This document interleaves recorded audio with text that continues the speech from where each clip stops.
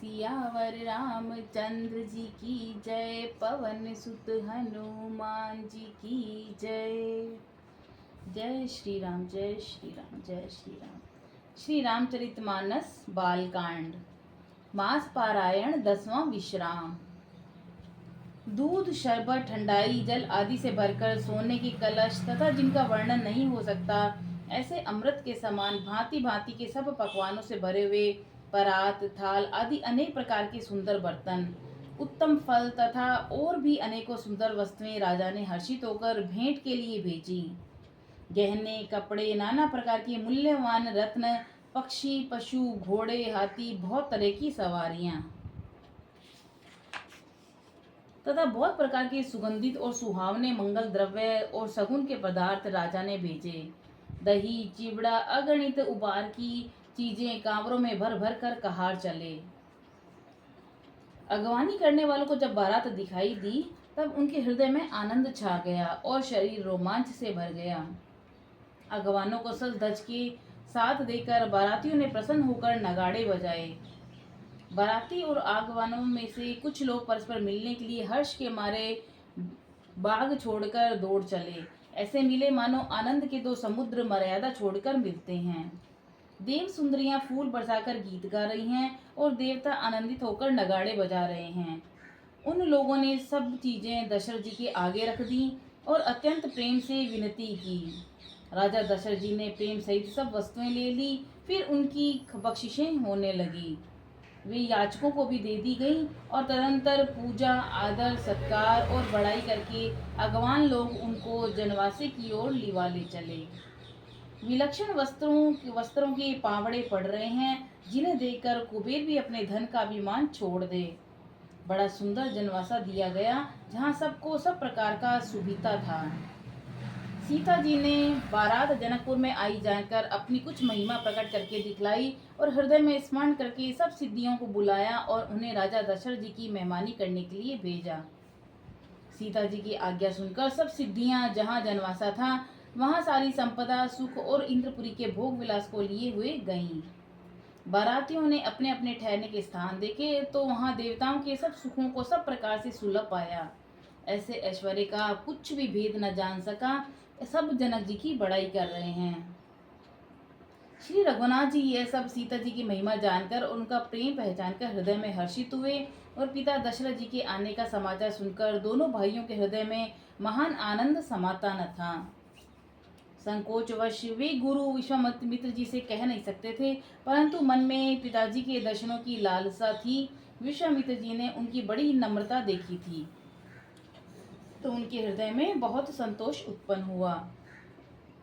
प्रसन्न होकर उन्होंने दोनों भाइयों को हृदय से लगा लिया और उनका शरीर पुलकित हो गया। नेत्रों में जल भर आया और तो वे उस जनवासे को चले जहाँ दशरथ जी थे, मानो सरोवर प्यासे की ओर लक्ष्य करके चला हो। जब राजा दशरथ जी ने पुत्रों सहित मुनि को आते देखा, तब वह हर्षित होकर उठे और सुख के समुद्र में थासी लेते हुए चले। पृथ्वीपति दशरथ जी ने मुनि की चरण धूलि को बारंबार सिर पर चढ़ाकर उनको दंडवत प्रणाम किया। विश्वामित्र जी ने राजा को उठाकर हृदय से लगा लिया और आशीर्वाद देकर कुशलक्षेम पूछी। फिर दोनों भाइयों को दंडवत प्रणाम करते देखकर राजा के हृदय में सुख समाया नहीं। पुत्रों को हृदय से लगाकर उन्होंने अपने दूसरे दुख को मिटाया, मानो मृतक शरीर को प्राण मिल गए हों। फिर उन्होंने वशिष्ठ जी के चरणों में सिर नवाया और मुनिश्रेष्ठ ने प्रेम के आनंद में उन्हें हृदय से लगा लिया। दोनों भाइयों ने सब ब्राह्मणों की वंदना की और मन भाए आशीर्वाद पाए। भरत जी ने छोटे भाई शत्रुघ्न सहित श्री रामचंद्र जी को प्रणाम किया। श्री रामचंद्र जी ने उन्हें उठाकर हृदय से लगा लिया। लक्ष्मण जी दोनों भाइयों को देखकर हर्षित हुए और प्रेम से परिपूर्ण हुए शरीर से उनसे मिले। तदंतर परम कृपालु और विनय श्री रामचंद्र जी अयोध्या वासियों, कुटुंबियों, जाति के लोगों, याचकों, मंत्रियों और मित्रों सभी से यथा योग्य मिले। श्री रामचंद्र जी को देखकर बारात शीतल हुई। प्रीति की रीति का बखान नहीं हो सकता और राजा के चारों पुत्र ऐसी शोभा पा रहे थे मानो अर्थ, धर्म, काम और मोक्ष शरीर धारण किए हुए हैं। पुत्रों सहित दशरथ जी को देखकर नगर के सभी स्त्री पुरुष बहुत ही प्रसन्न हो रहे हैं। देवता फूलों की वर्षा करके नगाड़े बजा रहे हैं और अप्सराएं गा गाकर नाच रही हैं। अगवानी में आए हुए शतानंद जी, अन्य ब्राह्मण, मंत्रीगण, मागध, सूत, विद्वान और भाटों ने बारात सहित राजा दशरथ जी का आदर सत्कार किया। फिर आज्ञा लेकर वे वापस लौटे। बारात लगन के दिन से पहले आ गई है, इससे जनकपुर में बहुत अधिक आनंद छा रहा है। सब लोग ब्रह्मानंद प्राप्त कर रहे हैं और विधाता से मनाकर कहते हैं कि दिन रात बढ़ जाएं। श्री रामचंद्र जी और सीता जी सुंदरता की सीमा है और दोनों राजा पुण्य की सीमा है। जहाँ तहाँ जनकपुर वासी स्त्री पुरुषों के समूह इकट्ठे होकर यही कह रहे हैं, जनक जी के पुण्य की मूर्ति जानकी जी हैं और दशरथ जी के सुकृत देह धारण किए हुए श्री राम जी हैं। दोनों राजाओं के समान किसी ने शिव जी की आराधना नहीं की और न ही इनके समान किसी ने फल ही पाए। इनके समान जगत में न कोई हुआ है, न कहीं, न होने को है। हम सब भी संपूर्ण पुण्यों की राशि हैं, जो जगत में जन्म लेकर जनकपुर के निवासी हुए और जिन्होंने जानकी जी और श्री रामचंद्र जी की छवि देखी है। हमारे शरीर का विशेष पुण्यात्मा कौन होगा? और अब हम श्री रघुनाथ जी का विवाह देखेंगे और भली भांति नेत्रों का लाभ लेंगे। कोयल के समान मधुर बोलने वाली स्त्रियां आपस में कहती हैं कि हे सुंदर नेत्रों वाली, इस विवाह में बड़ा लाभ है। बड़े भाग्य से विधाता ने ये सब बात बना दी है। ये दोनों भाई हमारे नेत्रों के अतिथि हुआ करेंगे। जनक जी स्नेहवश बार बार सीता जी को बुलाएंगे और करोड़ों कामदेवों के समान सुंदर दोनों भाई सीता जी को लेने आया करेंगे। तब उनकी अनेकों प्रकार से पहुनाई होगी। सखी ऐसे ससुराल किसे प्यारी न होगी। तब हम सब नगरवासी श्री राम लक्ष्मण को देख देख कर सुखी होंगे। हे सखी, जैसे श्री राम लक्ष्मण का जोड़ा है, वैसे ही दो कुमार राजा के साथ और भी हैं। वे भी एक श्याम और दूसरे गौर वर्ण के हैं। उनके भी सब अंग सुंदर हैं। जो लोग उन्हें देख आए हैं, वे सब यही कहते हैं। एक ने कहा, मैंने आज ही देखा है, इतने सुंदर हैं मानो ब्रह्मा जी ने उन्हें हाथों से संवारा है। भरत जी तो श्री रामचंद्र जी की ही शक्ल सूरत के हैं। स्त्री पुरुष उन्हें सहसा पहचान नहीं सकते। लक्ष्मण और शत्रुघ्न दोनों का एक रूप है और दोनों नख से शिख तक सभी अंग अनुपम हैं। मन को बड़े अच्छे लगते हैं, पर मुख से उनका वर्णन नहीं हो सकता। उनकी उपमा के योग्य तीनों लोकों में कोई नहीं है। दास तुलसी कहता है कि कवि विद्वान कहते हैं कि इनकी उपमा कहीं कोई नहीं कह सकता। बल, विनय, विद्या, शील और शोभा के समुद्र इनके समान ये हैं। जनकपुर की सब स्त्रियां आंचल फैलाकर विधाता को ये वचन सुनाती हैं कि चारों भाइयों का विवाह इसी नगर में हो और हम सब सुंदर मंगल गाएं।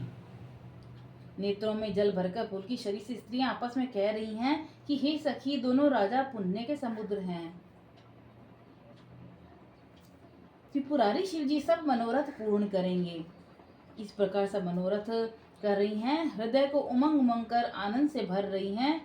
सीता जी के स्वयंवर में जो राजा आए थे, उन्होंने भी चारों भाइयों को देखकर सुख पाया। श्री रामचंद्र जी का निर्मल और महान यश करते हुए राजा लोग अपने अपने घर गए और इस प्रकार कुछ दिन बीत गए। जनकपुर निवासी और बाराती सब बड़े आनंदित हैं। मंगलों का मूल लग्न का दिन आ गया। हेमंत ऋतु और सुहावना अगहन का महीना था। ग्रह, तिथि, नक्षत्र, योग और वार श्रेष्ठ थे। मुहूर्त शोध कर ब्रह्मा जी ने उस पर विचार किया और लग्न पत्रिका को नारद जी के हाथ जनक जी के यहाँ भेज दिया। जनक जी के ज्योतिषियों ने भी वही गणना कर रखी थी। जब सब लोगों ने ये बात सुनी तब वह कहने लगे, यहाँ के ज्योतिषी भी ब्रह्मा ही हैं।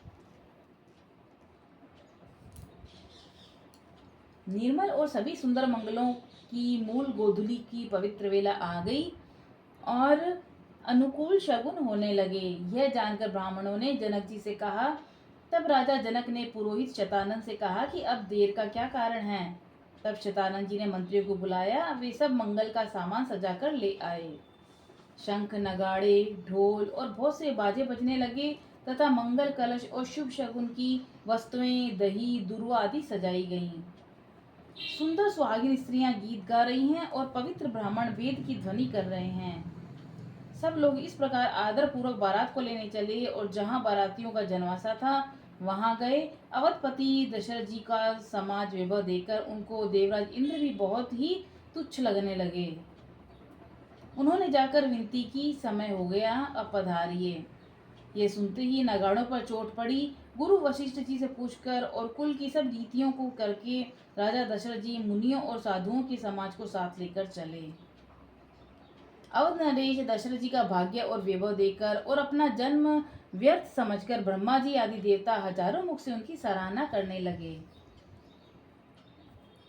देवगण सुंदर मंगल का अवसर जानकर नगाड़े बजा बजाकर फूल बरसाते हैं और शिव जी, ब्रह्मा जी आदि देववृंद टोलियां बना बनाकर विमानों पर जा चढ़े और प्रेम से पुलकित शरीर हो हृदय में उत्साह भर के श्री रामचंद्र जी का विवाह देखने चले।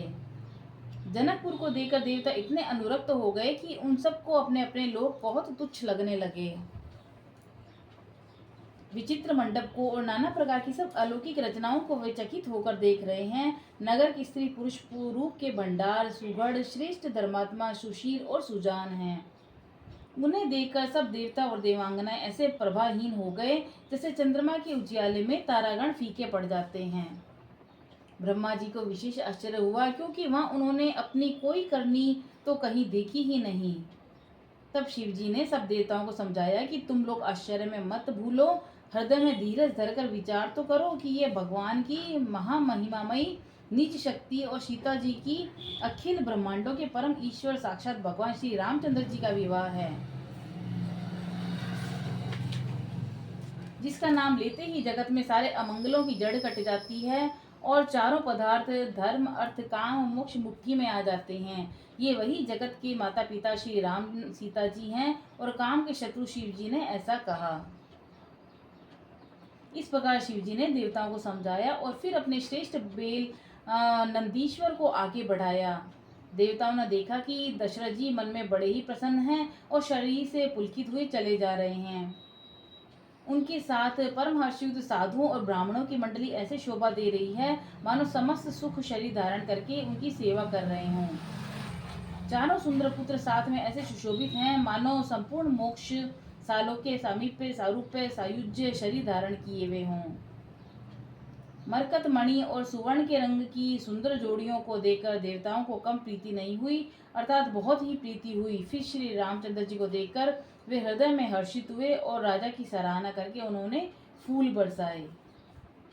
नख से शिख तक श्री रामचंद्र जी के सुंदर रूप को बार बार देखते हुए पार्वती जी सहित श्री शिव जी का शरीर पुलकित हो गया और उनके नेत्र प्रेमाशुओं से के जल से भर गए। बोलो सियावर रामचंद्र जी की जय, पवन सुत हनुमान जी की जय।